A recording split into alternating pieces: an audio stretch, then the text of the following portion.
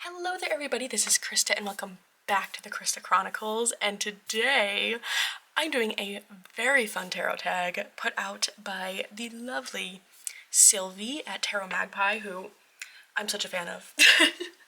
I love her videos so much. You know when you just like get excited when you see someone put out a video?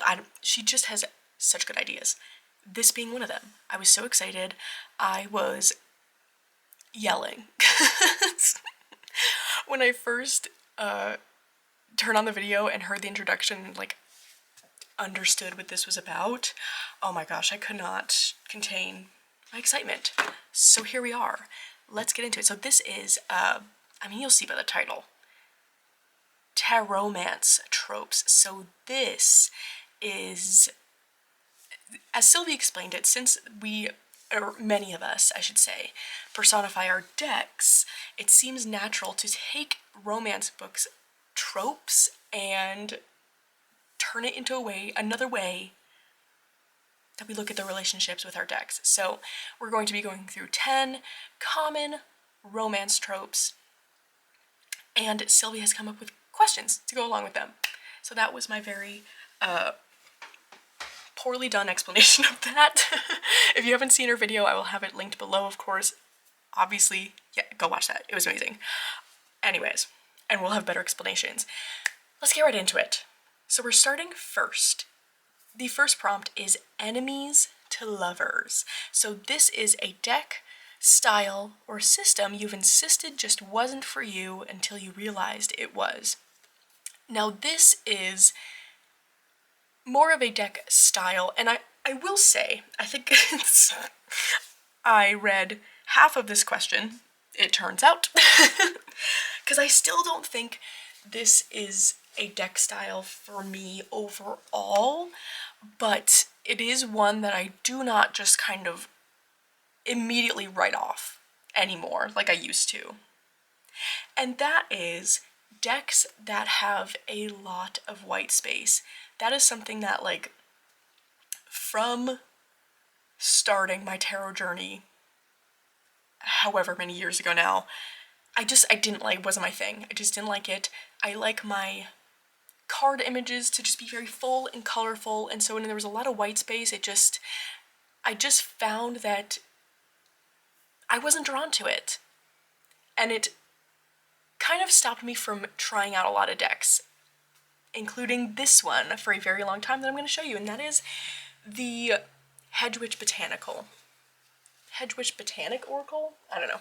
You all know what I mean. By Ciolo Thompson. As you can see, this has a lot of white space, and actually another one of my things, for whatever reason, is when there's a lot of white space and it's watercolor. Like, the color that is added is watercolor. That combo, I don't know. It's just something that when I see it, I'm like, nope, not for me. And so, for the longest time, I didn't even consider this deck. And then, I think it was Jess from Jess Reads Cards got this deck and was I don't remember what she was pairing it with. Oh, but it was a really cool pairing. I wish I'd remembered. But I don't, alas. Oh, that's the garbage truck if you hear that. So sorry. And just the way that she was using it and talking about it, I was like, okay, I'm such a plant person and a plant deck person. I need to try it. And I fell so in love with this deck, and I will say, a lot of it for me is the guidebook, but as I use the deck, I use it so much, it's one of those things where it's like, maybe I do like this art. Maybe, like, I'm really starting to feel it. So much so that I ended up getting the other oracle that Ciolo Thompson has out, which is the Winter Seers, the Animal Winter Seer one. So this is definitely an enemies to lovers for me, because this deck was one that I was like, absolutely not. Never gonna get it. Not for me. Because of the large amount of white space, and when there is color, it's watercolor. It's just not my thing. And I will say that across the board, I still don't think it's really my thing. But like I said, I will no longer just immediately write it off. because of how much I love this deck. It's one of my top plant decks. I think it's amazing. I'm so glad I tried it. So that is my enemies to lovers deck. That is the Hedgewitch Botanical Oracle. And as usual, I will have links below. I've been so good about that. I know. You don't have to thank me. Okay. Next up, if I can get this. Oh my gosh, we'll do that later. I can't get the button. Next up, we've got friends to lovers. So this is a deck you used to like well enough, and then one reading deepened or changed your relationship with it. And my deck for that is the Everyday Witch Tarot in this just, I was gonna say crazy bag. It's not crazy, it's fine, but like, come on, Krista, you make bags. Like, but it's been living in this for so long that it's like, I think it's gonna stay. I don't know. So this is a deck that I think could also fit a little bit into the enemies to lovers. I don't know about enemy, which is why it's here. But it's one that I have really, really liked for a very long time now. But wasn't one that I felt really, like, strongly about, per se. I initially had the mini, which is so cute, and it was a deck that I used at work a lot, or like I just kind of keep it in my work bag, and so that was sort of the association I had with it. So it was like, okay, I like it, but I'm not really doing any sort of like main work with it. It just was one that if I felt like I wanted to pull a card at work, or me and my coworkers wanted to do readings while it was slow, it's just the one I had. But if you saw my video where I was pairing tarot decks with video games I've been playing, this is my pair for the game Wildflowers, which has been my total obsession for the past few weeks, months, I don't know. I don't even know how long anymore. I think just a few weeks. And immediately upon starting that game, I was like, this is the deck that matches with that game. There is no other deck that's going to fit the bill. And so I was using my mini, but like I said, I kind of just like keeping that in my work bag. And so I was like, all right, we need to get the full size. Like, it's time. And so I did. And here she is. And just something about that connection has just really made me love this deck even more. And I've been using it all the time. Not just for when I'm playing that video game. Like, I've been using it a bunch in Dawn Michelle's Fellowship of the Weavers. It's just, I'm really seeing the fantasy side to this deck. Not that, I mean, it's obvious, but I'm making that a connection with that.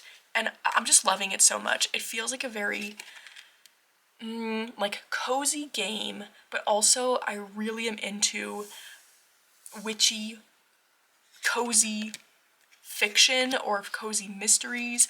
I love that so much, and that's what this deck makes me think of, and just making these connections in my brain with this deck has been making it so this does not leave next to my desk. Like, I need to have it with me at all times. I love it so much, which is so funny because this is by no means a new deck. It's been around for so long. So many people talk about it constantly, but it's just now. We've just gone from friends to lovers. So that is my friends to lovers deck, the Everyday Witch Tarot. All right. So, what am I doing next? I'm following, so I have Sylvie's video pulled up right now, which is what I'm reading off of, but I'm going off of the order that Sylvie did it in because I was truly watching her video and writing down my answers at the same time, but the prompts are in a different order, so if I'm getting confused for a second, that's just why. So, next we have the Slow Burn. So this is a deck you didn't have the best first impression of, but the more you worked with it, the more you liked it. And for me, that's the Wildwood Tarot. Now, this is one of my top decks, and has been for years now, but it was also one of the first tarots I ever owned. I want to say this might have been the third deck I ever bought. And so, if you are a lover of the Wildwood, you know, if you're really, really a beginner at reading tarot, this is going to be so confusing, or at least I shouldn't say across the board. I found it very confusing because I was simultaneously listening to podcasts and reading so many books about learning the RWS, and then trying to translate that over to this deck here, and it just was really not matching up. This deck does not follow RWS. It's one that, you know, whenever I pulled a card, I really had to get into the book, which I am a huge fan of. I love doing that now. But when I was first learning to read tarot, I didn't want to do that so much because I wanted to be, you know, learning and trying to remember the kind of, you know, basic meanings behind the cards. And so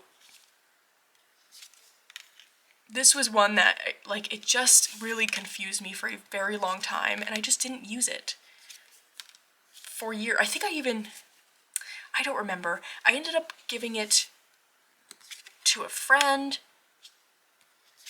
for a year or two, and then they gave it back, and then I picked it up again, and just kind of having that break from it between first learning tarot to, like, okay, I'm like 2-3 years in now.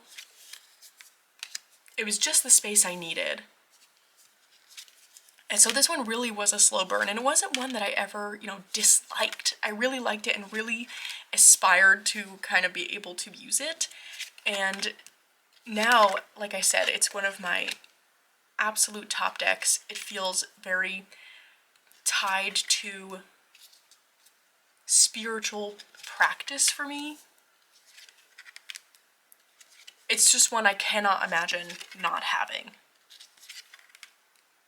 But it certainly did not feel that way to start. It was one that I was like, I don't know about this. And it took quite a few years to be able to kind of like circle back around and be like, oh, yes. Actually, I love this so much. So, that is my slow burn deck, and it's the Wildwood Tarot. Okay, next up we've got the Forced Proximity. So this is a deck you used for a month or took on holiday, made yourself work with for, that changed your relationship with it. So, for me, that is 1000% the Wolfe Tarot. This is one that I initially bought. I found it used on eBay for a really good price, and I got it during a time when I was really leaning very heavily into, I don't know what you would call it, like sacred feminine work, perhaps. And I was like, okay, I feel like this one really encapsulates that and what I'm trying to like learn and do. But it is so, in terms of my usual deck style and decks I like to use, this is so out of left field for me that it felt a bit intimidating, really, because I was like, I don't know, like, what do I do with this? You know what I mean? It just is so out of my comfort zone. And my friend Andy had this deck as well and was feeling the same way. So we were like, okay, why don't we spend a month doing a reading using this deck every day, like with each other, so we can kind of like body double a bit and make a connection with this deck together, since we're both feeling like this is the kind of energy we want, but we just can't really get around like how to use this deck. And so we did that, and 1 month turned into 2 months, I'm pretty sure, because both of us were having such a good time with this deck. And ever since then, I can't say this is a deck that I go to a ton, but I feel so at ease with it. Whenever I do read with it, it's like it's a no-brainer now because I spent that time with Andy. I'm pretty sure we did 2 months because we just like didn't want to stop using it. And really got to know this deck and got to know the energy, and I really love this deck. It holds such a specific energy in that way, and whenever that feels like something I need, no question, I'm going to this. So that is my forced proximity deck. That is the Wolfe Tarot. Okay, and next we've got the Opposites Attract. This is a deck that is not your usual style, but you love it anyway. Now this is a tough question because while there are certain styles that I'm not a huge fan of, I do feel like there's a lot of styles that I do really like. And so to think of one that is not my usual style, I'm like, well, what is my usual style? You know what I mean? Like, I kind of know, but anyway, I found one. And so my Opposites Attract deck is the Shadowspeak Oracle. Now this goes along with my Enemies to Lovers a bit because, as you will see, there's a lot of white space, which is not my thing, but on top of that, it's also completely black and white. Now I think this art is so cool, but if I hadn't seen someone else using it and witnessed it kind of in action, this is not one I ever would have bought, I don't think, because it's so not my usual style. Not my usual thing that I go for. But of course this was another Andy influence. She had this one and used it in a few readings for me, and it just hits in the kind of like shadowy, but I think just general, I don't even think it's shadow per se specifically, but in a really emotional space so well. And what I really like about this deck is it reminds me kind of the Reclaim Oracle, which I also do really like, in terms of that each card is an emotion. But the guidebook for this deck really goes a lot more into describing and expanding on the emotion, which I find very helpful as someone who finds it hard to really pinpoint exactly the things I'm feeling. When I can read a very clear and concise explanation of an emotion, it's easier for me to be like, oh yes, that makes sense. But yeah, this is not, I don't have anything quite like this.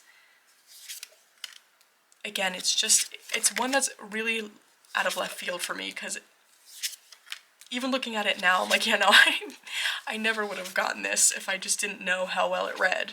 So that is my Opposites Attract deck, and that is the Shadowspeak Oracle, which is, it's such a good one. Like, I'm so glad I have it, but not one I usually would pick. All right, next up we've got the Blind Date. So this is an impulse buy, a gift, or a deck you got without much research but ended up really loving. Now, are we going to be surprised? This is another Andy influence. So this deck came about because I'm trying to remember exactly the story. I want to say that I know this one comes from, I think it comes from overseas somewhere. So it was one that Andy was gonna get, and she was like, you're gonna love this, like, I think you should just get a copy too. And so I looked through the pictures on Etsy a bit and was just like, yeah, alright. But otherwise I didn't know anything about it, and the way it has turned into such a top deck for me. And that is, oh no, for some reason though I can never remember the name, which is so crazy because it's such a favorite, and I recently took it out of its box and put it in this bag that I still have to finish. What are you called? Oh no. I can think of the creator, it's Zeppelin Moon. Hold on, we're gonna look. the Blooming Lovelies Oracle. Oh my gosh. The way I talk about this so much, and every time I'm like, listen. Whoa. Sorry for that. That spooked me too. The way I talk about this so much, and every time I'm like, what is the name? The Blooming Lovelies Oracle. I don't even know. Like, what would I do without this? I genuinely don't know. I love it so much. It's different than anything else I have. I love the illustrations and the little phrases on it. This was one that just immediately just slotted into my collection in a way where it was like, yeah, so we're never leaving. We're gonna be so important. I love this deck so much. It feels so versatile. It feels like I can use it for my morning reading for the day. I can carry it around with me for just a quick random card. I can pull it at night. I can use it in big spreads. I use this every which way. And I just love the kind of slightly nonsensical phrases where it just makes you stop and think for a second to be like, oh, wow, so that's what that means. It's just so good. And this creator, they're working on a tarot. I'm gonna lose my whole mind. So just warning, when that comes out, I am going to lose my mind because I'm so excited. And so, again, this is a blind date purely because I'd never seen this deck before. I hadn't seen anyone use it, but Andy saw it and she was like, we both need this, so you're gonna get it. I was like, yeah, sure. And I'm so glad we did, because it's the best. It's just the best. Oh my gosh. I could look at it for hours. Alright, so that is my blind date deck. The Blooming Lovelies Oracle. Alright, next we've got the Second Chance deck. This is a deck you plan to get rid of that worked its way back into rotation, or a deck that you did move along and ended up repurchasing. And for me, I think this is going to be a bit of a shocker. But for me, that's the Herbcrafter's Tarot. Now this is another one that I had very early on in my tarot journey and just never really used it much, and it just sat and sat and sat. And it was one that I always was like maybe I should rehome this one, I don't know. But then I was holding on to it because I was like, there's just something about it but I just wasn't connecting with it. And so then I had a friend who, it just felt like the right thing to give the deck to them. I don't know if anyone else has experienced that, but it's sometimes I feel like I just get that feeling where I'm like, this is what that person needs right now. And so I'm gonna give it to them because it just feels like they need it. And they ended up loving this deck. And so then I didn't own it for quite a while, like a year or so. And then, actually, this is how Andy and I started doing our daily readings together, because she was like, I really want to get to know this deck. Maybe we can pull cards together using it. And I was like, yeah, like I remember that one, and I feel like it was so beautiful, and I wish it was one I could connect with. So I went and got another copy, and we started doing daily pulls together from it. And it is one that just, I could not imagine not having this. It's such a gorgeous deck. First of all, the artwork is so beautiful. But I think too, it just needed to come into my existence when I was in a position to start my own garden and start really kind of working with the things that come up in this deck. Not saying that like you need that to work with this deck, but I think just for me, the plant deck obsession didn't come in until I was able to kind of physically work with plants myself. And I think that's just kind of how it goes for me sometimes, being able to translate it into my physical world. And now this deck is just indispensable, because even I'm seeing this and I'm like, oh, nettle, like I've got tons of that in my yard.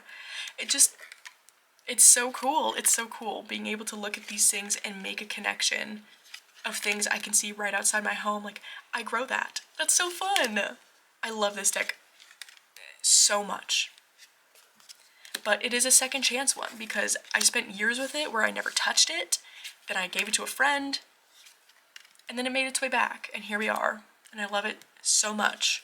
So, that is my second chance deck. That is the Herbcrafter's Tarot. Alright, next up, we've got the Unrequited Love. So this is, you really want to love this deck, but it just doesn't love you back. And in parentheses it has yet ... but I don't think this one ever is going to. I'm so sad about it. And that, oh, it's not even showing up. It's the Marigold Tarot. Ugh, gosh, I wish this one worked. It's so cool. It's such a cool deck. Come on. But I think it's, I don't know. I don't know what it is with this one. But I never use it. I never feel drawn to use it. I think it's one of those, like, again, I find that I really have an interest in quite a lot of different styles of decks, but every once in a while I hit one where it's like, I think it's cool, but the style, it just doesn't really end up working for me in use. And I think this is one of those where it's like I finally found that border of like, well, like, I think it's really cool. It just doesn't feel very me. And I think it's one of those things that if I'm going to use a deck that has these kind of like skeletons and bones, I'm probably going to use Antique Anatomy. Like, that one just feels more my style. Or I'm going to use, oh, there's another one I have. The, that Marseille, the Mr. Freiburg. I've got other skeleton decks that I just think I would use. And I think for me it might be the dark background. I think I'm discovering that decks that kind of have a dark background as the base aren't always for me. You know, I don't know if that's true though. Because then there's exceptions to that, because I love the Black Salt Tarot by Logan. I don't know. I don't really know what it is with this one, but it just doesn't seem to matter how hard I try. There's no connection there. And sometimes that happens, and that's okay, but it's one that I'm like, I wish it did. So that's my Unrequited Love, and that's the Marigold Tarot. So next up, we've got the Love Triangle. So this is two decks that are in competition with each other in your collection, or a pair of decks that you always use together. Now I'm going with the second option, and this is a pair of decks I always use together. And that is, and I shouldn't say always. I don't know if it's not always, but it's a lot of the time. And that for me is the Northern Animal Tarot with Prairie, Majesty. And I do think what I have to owe for this is just that these were actually, other than Kara's original Grandmother's Oracle, these were my first ever indie decks. And I still love them so much, but when I got them, it was one of those things that I was like, oh my gosh, like, I can't believe I have these. Like, it just felt so amazing to be able to have something that just felt so special. And so when I got them kind of close together. But these were the only two indie decks I had for quite a bit. So I just wanted to use these all the time because I was like, they're so special. Now this is not my original Northern Animal. I don't know why I didn't bring that over because I know it's out, but I don't know. This is the latest edition, which I really love. But anyway, besides the point. But I do think they read really nicely together. I think they look really nice together. Do I think if I we're just getting these decks new now, do I think I would necessarily pair them? Maybe, probably not. I think both of them have better aesthetic matches, but it's just one of those things that I used them together for so long that whenever I bring out one, I'm instantly thinking of the other. So I do try these with, or I do use these with different pairings, but again, I can't deny that when I'm bringing one out, I am thinking of the other at least. So these just kind of have a permanent connection in my brain, and I do, oh gosh, I love them so much. It just brings me back to such a place of, I don't know, what's the word? Like pared downness is kind of what I'm thinking, but not entirely, I don't know. I don't know what I'm thinking there, but I guess kind of a pared downness where it was like, these were just the two decks I was using all the time, which is such a fun thing to remember. I love my big collection, so do I want to be back in that place? No.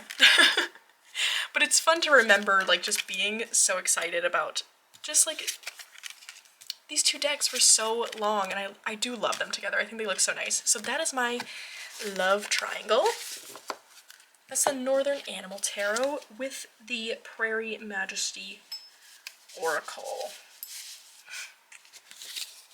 And we're down to the last prompt, which is the Soulmates deck. So this is when it was just meant to be a deck you fell in love with immediately. And I don't know what it is, but when I was watching Sylvie's video and this came up, and like, I don't know why, it just got my brain going on 80s prom radio. That was just the channel my brain was tuned into, and all I could think of when I think of this deck, the song that plays in my head is that one where it's like, ha ha ha ha ha, I know this much is true. That's how I feel about this one. The Adventure Time Tarot. We're soulmates. We would have gone to prom together. If me and a tarot deck were going to prom, it would be us. Oh my gosh, so beautiful. I don't even, like, do I need to say words? I love it so much. I love it so much. I don't even have words to say. Just, we are soulmates. There was no question I was going to love this deck to the ends of the earth.